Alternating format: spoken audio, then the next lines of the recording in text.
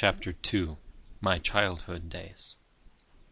I was born the fifth child in a family of 8 on April 18, 1925, in St. Jacques, New Brunswick, a small village near the border of the province of Quebec in eastern Canada. My parents were devout French Catholics. On my father's side of the family, 2 of his sisters were nuns, and his younger brother a priest, who later became a Monseigneur of the Roman Catholic Church. Even now I can't help admiring how my parents diligently followed the teachings and requirements of their church. As far back as I can remember, our home had daily family prayer. The evening prayer period I remember best. The rosary was the main part of the service, but we also repeated the litany of the saints. It consisted in calling out the names of about 100 or more saints and asking them to pray for us. As children, our knees became sore from kneeling so long a time, but we were encouraged to offer the suffering to God, that in turn he could use it to relieve some poor soul for a short while from the torment of the flames of purgatory. Our family practiced many types of bodily humiliations in order to gain favor before God. Every Friday we abstained from meat. On the first Friday of every month, if a person went to confession and received communion, he was assured of indulgences that amounted to 5,000 days less in purgatory for a particular soul. In those days it meant taking no food or water from the evening before until after one had received communion the following morning. The Church has since changed this rule. It was customary at certain times of the year for the members of our family to hold an all-night vigil. Each of us took turns kneeling for 1 hour before a statue and sang the rosary or other prayers. The Lenten period preceding Easter was also a time of great self-mortification. My parents were God-loving people, and all activities of their lives revolved around Him. To please God was their main objective. When I was 3 years old, I became extremely sick, and the doctors gave up on my getting well. In fact, my father made arrangements for my funeral. Then my mother promised God that if I became well again, she would do everything in her power to see that when I grew up I would be a priest, living to glorify His name and bring others to serve Him. According to her, an immediate improvement took place, and my recovery was rapid and complete. The time came for me to prepare for my first communion. The more I memorized of the Catechism, however, the teachings and commandments of the Church, the more difficult I found it to harmonize its teachings with what I knew of the Gospel of Christ. The priest read a chapter from either one of the 4 Gospels or one of the epistles before his sermon on Sunday, and I always enjoyed it tremendously. Once, when I was about 7 years old, we were returning home from church one beautiful winter day. The sun shone brightly, and about 20 horse-drawn sleighs were following one another. The sound of all those bells on the sleighs didn't allow much conversation. Everyone rode along in silence. Then I broke it by asking my mother why Jesus was so kind to people when he walked on earth, and became so mean after he went to heaven. "What makes you ask that?" she said. "Why would a good God burn people in purgatory for hundreds of years over little offenses?" I inquired. "He certainly does not practice what he taught. You and Dad practice what you teach us. Why doesn't he? You teach us to forgive one another's offenses. Shouldn't God also forgive completely?" As I looked into her face, I could see that such reasoning puzzled her. My father tried to help her by appealing to higher authorities.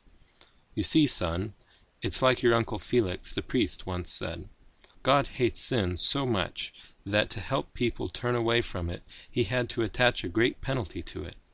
And besides, our Holy Father the Pope knows of other good reasons why God uses purgatory, and we must not question the Pope's authority." Taught the transubstantiation doctrine, I accepted it as any other child of my age did, believing that in the Eucharist the priest changed the bread and the wine into the body and blood of Christ. But on Easter Sunday, 1937, the year my mother died, I heard something that led me to think differently. The priest read from one of the Gospels about the resurrection of Christ. What fascinated me was the fact that Jesus had a hard time convincing his disciples that he was, in reality, resurrected, that he was a being with real flesh and bones and not a spirit. A couple of interesting questions popped into my mind. Could it be that heaven is a real place like on earth, where people with flesh and bones can live real lives and not be spirits floating on clouds? But if Jesus is not a spirit, how can he be in the host? It is probably difficult for some people to understand how a small child could lose faith in God and turn against religion in the way I did. Perhaps I can explain what happened by recounting several incidents. As a youngster, what I heard and saw in the lives of adults impressed me deeply. Our home was a place where peace and joy abode. My parents gave us a good example of how people should get along together. They practiced kindness and consideration for others, and in turn expected us to forgive one another's shortcomings and be kind. Our parents were forever helping the poor and needy. In my estimation, I felt that God should be at least as kind and compassionate toward humans as he expected them to be toward each other. One particular experience greatly perplexed my mind. In those days, people did not use their cars during the winter months, and it sometimes took quite an amount of work to put a car back into running order for use during warmer weather. My dad decided to have a mechanic who lived in Edmundston spend a couple of days getting his Model A Ford in condition. Before my father went to see the man, he said, "The man is Protestant, but a very fine person and an excellent mechanic. Now, children, listen to me. It may well be that as we recite the Angelus at noon before having our meal, that he will not participate in our devotions. Please do not stare at him, and above all, don't ask embarrassing questions pertaining to his religion. You understand?" As he spoke, he looked directly at me. In unison, we all replied, "Yes, Dad." For 3 days, the man worked on the car, and I enjoyed watching him. He was all that Dad had told us, and more. A kind man, he seemed to enjoy talking to me, nor did he use profanity. My father owned and operated 3 farms, and, of course, employed quite a few men. Many times I heard him say, when he had decided to hire a new man, "Friend, I know that you and I will get along well together. I'm not hard to please. But one thing I want you never to forget. My wife and I don't allow people who work for us to blaspheme God or the saints. We have children whom we are trying to bring up to reverence God, so watch your words." Despite his request, they forgot themselves while working, and called down all the saints from heaven with profanities. But if the Protestant mechanic happened to skin his knuckles or pinch his finger, all he said was, "Ouch, that hurts." As for the Angelus, I found the mechanic to be more reverent than we were. When Dad said, "Let us pray," he bowed his head, closed his eyes, and folded his hands. We never closed our eyes, and rushed through the Angelus as fast as possible. After the man left, something troubled me greatly, and I could not put it out of my mind. It was a phrase I had memorized from the Catechism. Hors de l'Église catholique, apostolique et romaine il n'y a point de salut. Translated, it stated, "Outside of the Roman Catholic Church, there is no salvation." My mother sensed that something was bothering me, and asked about it.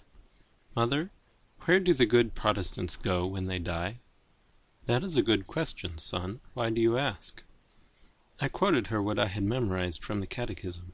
She admitted she did not know, and suggested that we should ask my uncle when he came to visit us. My question must have also troubled her, for at the evening meal that day she told my father what we had talked about, and asked his opinion on the subject. He did not have much of an answer, but commented that he felt that God wouldn't leave a good person out of heaven, regardless of whether he was a Catholic or a Protestant. Probably, he suggested, when a good Protestant dies, the angels lead him through the back door.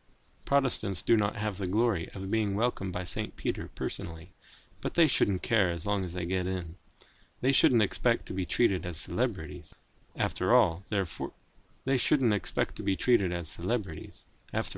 forefathers made a bad mistake when they left the Catholic Church, and all their descendants can expect to suffer on account of it. While I concluded his reasoning was most likely correct, those solemn words kept running through my mind. Outside of the Roman Catholic Church, there is no salvation. A few months went by, and finally we heard that my uncle, the priest, would be visiting all the relatives. I asked my father if he could, when the opportunity presented itself, ask Uncle Felix about the good Protestants. After we had visited for quite a while, Dad turned to my uncle and said, Felix, tell me, where do the good Protestants go when they die?" "Why do you ask?" Dad explained my question in light of what the Catechism said. "What Roger has quoted to you from the Catechism is correct," Uncle Felix replied. "There is no salvation outside of the Catholic Church, regardless of whom the person may be."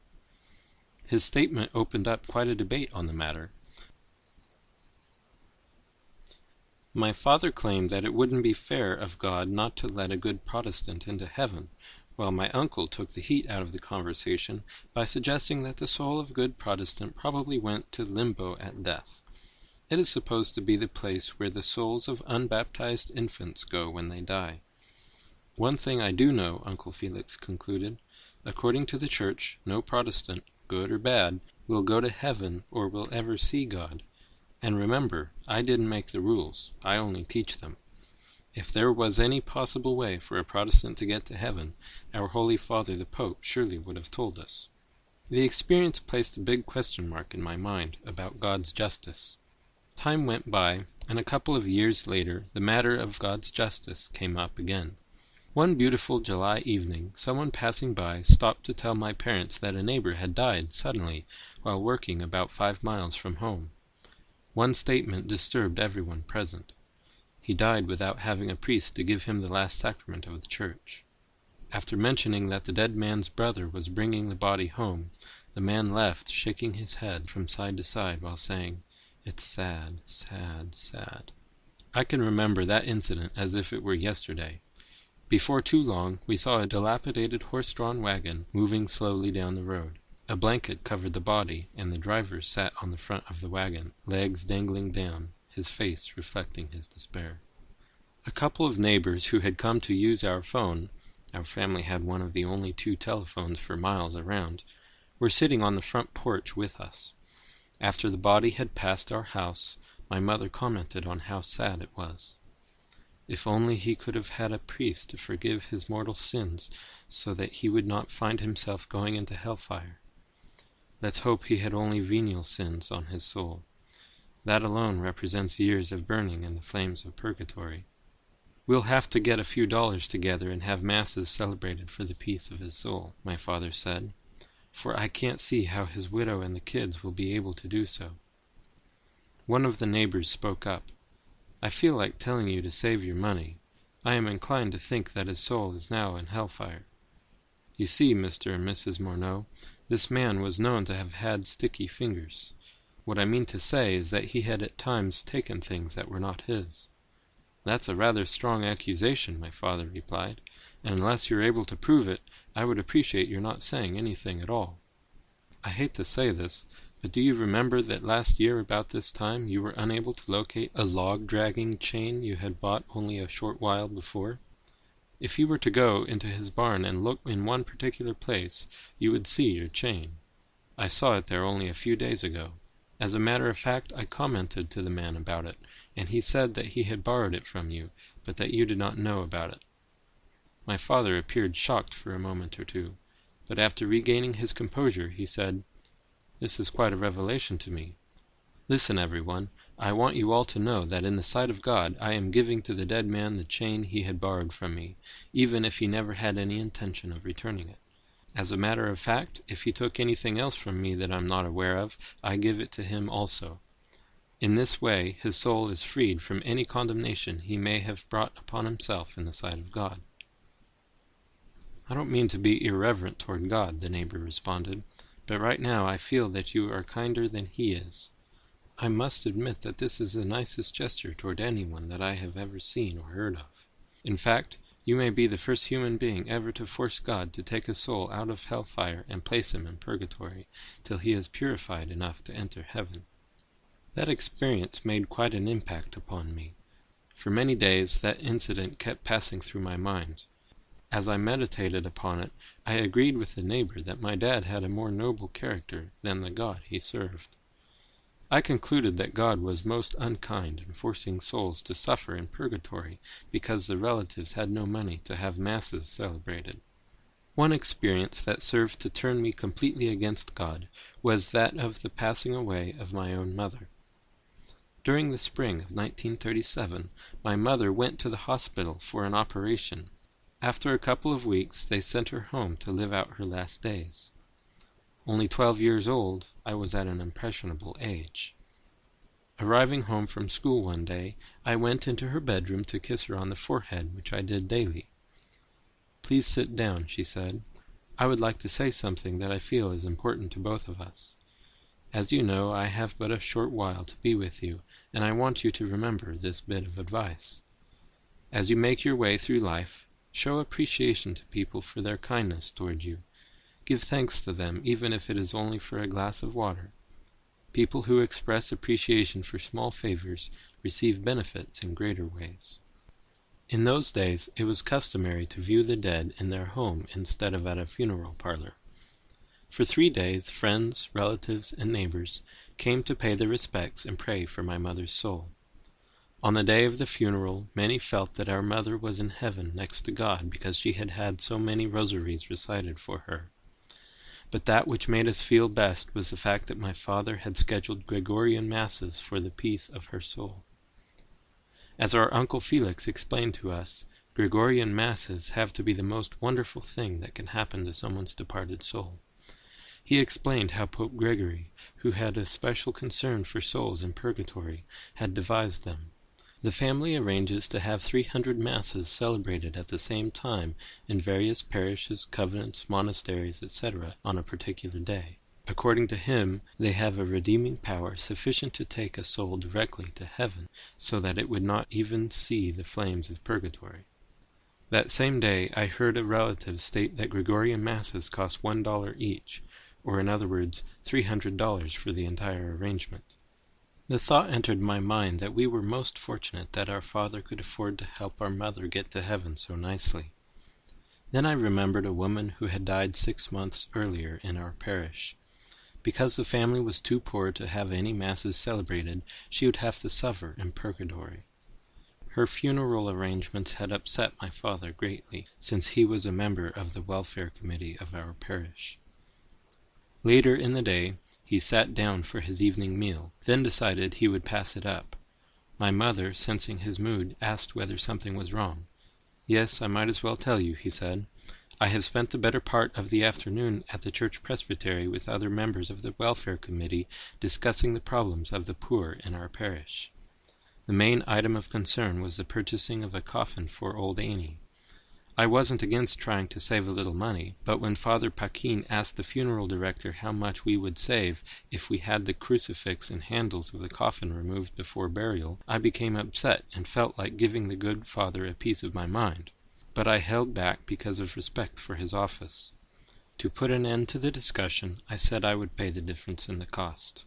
Things of this kind somehow get to me. It's a sad, sad thing to be poor in this day and age, especially when it comes to dying. As I thought upon both incidents, I couldn't help feeling that God was most unjust by allowing the misery going on in our world to continue. As time went on, I lost confidence in God and the Church, and determined to have nothing to do with either as soon as I would be old enough to be on my own. In the fall of 1937, my father sent my brother Edgar and me to a boarding academy operated by the nuns of l'Hôtel-Dieu de Saint-Basile. I received a great deal more religious instruction that served only to further harden my heart. From outward appearances, no one would have dreamed of the conflict going on in my soul. Step by step, I turned away from God in disgust and hate. A few years went by, then World War II came along, and with it a call to serve my country.